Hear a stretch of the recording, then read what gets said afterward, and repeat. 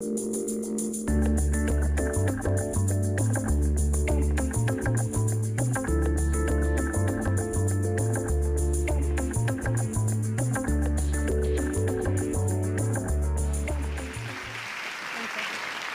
reporting bribes in Bangalore to logging potholes in Boston, and from citizen journalists flagging corruption in Nigeria to voters tracking the flow of money to their MPs in London, innovative organizations in the Omidyar network are changing the relationship between citizens and government. Omidyar network is proud to sponsor a series of 3 short talks here at PDF, as Andrew mentioned. You'll hear from a remarkable set of leaders who spearhead initiatives that help make government more accessible and more accountable to its citizens. Be it through internet, mobile, or broadcast technologies, their work, like the work of all of the organizations funded by Omidyar Network's Government Transparency Initiative, provides the tools, conditions, and information necessary for citizens to participate in the governing process and shape the outcomes of issues important to them. You're going to hear from 3 presenters today and tomorrow. Each will describe their unique approaches and contributions, but all share a common vision of accountable and responsive government. Each understands the power of technology as a tool to knock down barriers and reach more people in more places than ever before. And now on to the first presenter of the Omidyar Network Speaker Series. Upon finishing his master's degree, Omoyele Sowore's future was uncertain. Sowore always saw himself designing safe, green towns and cities surrounding the Niger Delta where he grew up. However, his activism as a student had landed him in jail on more than one occasion, and on completion of his coursework, the university seized his certificate of degree on orders of the Nigerian military. His prospects bleak, Sowore drew inspiration from Nelson Mandela's autobiography, Long Walk of Freedom. He focused his energies on fighting corruption and soon realized the power of technology to amplify his voice and the voices of others who envisioned a Nigerian government free from corruption and accountable to its citizens. Sowore turned that inspiration into Sahara Reporters, a citizen media website that encourages citizen journalists to publish evidence of ongoing corruption, abuses of human rights, and government malfeasance in Nigeria. Today, he serves as chief editor of Sahara Reporters, which has made a name for itself as a fiercely independent source of news in Nigeria, and he's an incredibly entertaining speaker as well. Please join me in welcoming Omoyele Sowore. Thank you. Thank you. Thank you. Thank you, and good morning. It is a pleasure to meet people who I describe as those who live in the Silicon Valley of technology, who have made it possible for those of us who live on the mountaintop of dissent to begin to solve the problems of the world. I come from Nigeria, and when you hear about Nigeria, you are likely thinking about the next email you get from somebody who's going to offer you a huge amount of money. I do not write those kind of emails.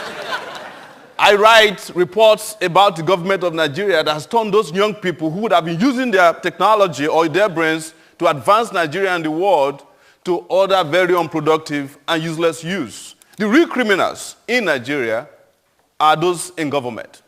Nigeria has produced over $400 billion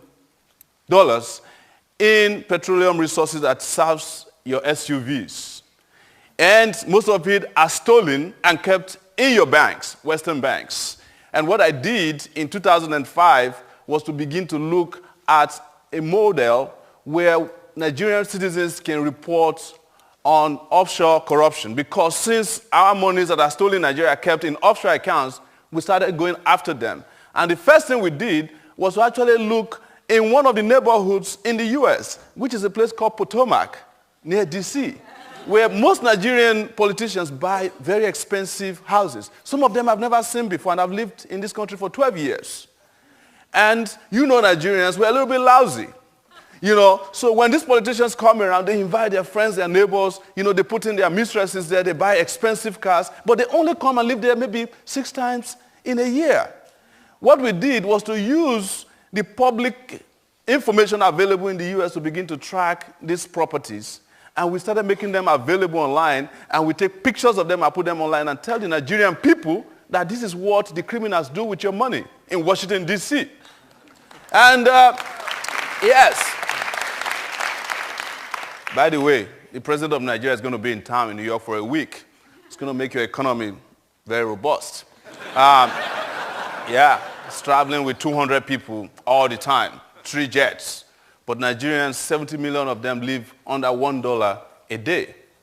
It is not a laughing matter.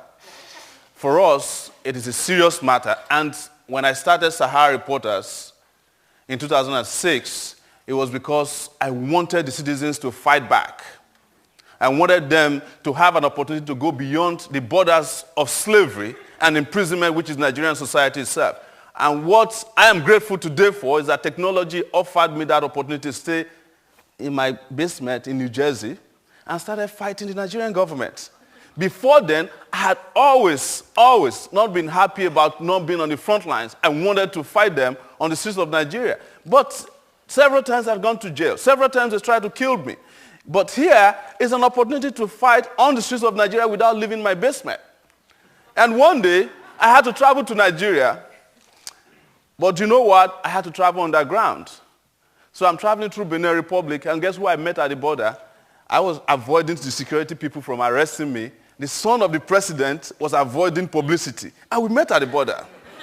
And he saw me and said, who are you? And I told him who I was. And after telling him who I was, I told my friends who helped me cross the border, take his license number in case he turns around and kills me. You can tell the world what happened to me. But he was so excited and angry at the same time to see me because I was the guy who made his father look bad in the world and said, can you come in my car? I'll drive you to Lagos. I was hesitant, but I said, what does it cost me?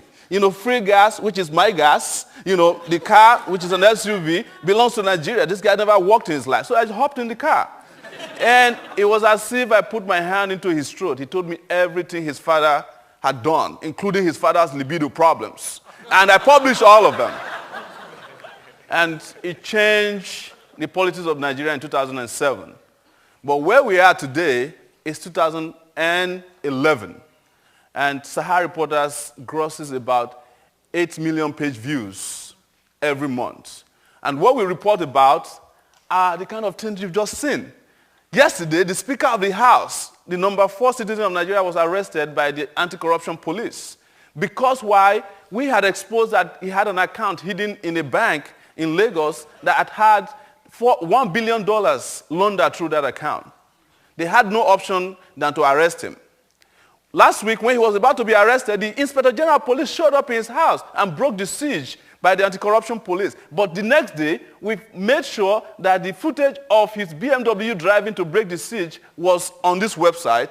And what did he have to do? He said, well, I only went for a social visit. He withdrew his police protection, and the man is in detention. That's the Speaker of the House of the Nigerian Parliament. We made that possible.